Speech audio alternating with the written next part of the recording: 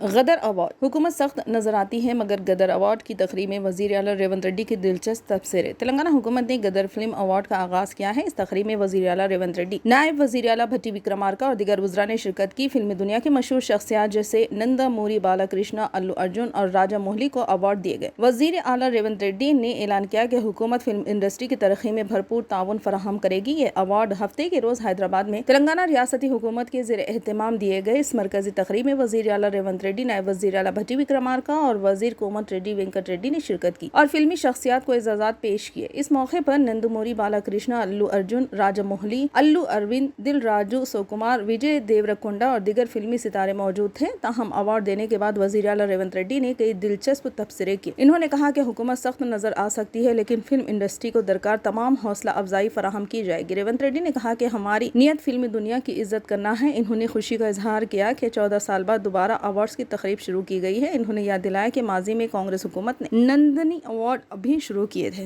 انہوں نے کہا کہ اگر دنیا کی سنیما تلنگانہ زمین پر آ سکتی ہے تو ہمیں بتایا جائے کہ کیا کرنا ہے۔ حکومت ہر ممکن تعاون فراہم کرے گی۔ اگر تیلگو فلم انڈسٹری بین الاقوامی سطح پر ترقی کرے تو وہ ذاتی طور پر بھی مکمل مدد کرے گی۔ ریونت ریڈی نے کہا کہ غدر آنے کا مطلب ہے کہ شعور، انقلاب اور رفتار، انہی کی تحریک سے ہمیں تلنگانہ ملا۔ انہوں نے غدر ایوارڈ حاصل کرنے والے تمام افراد کو مبارکباد دی۔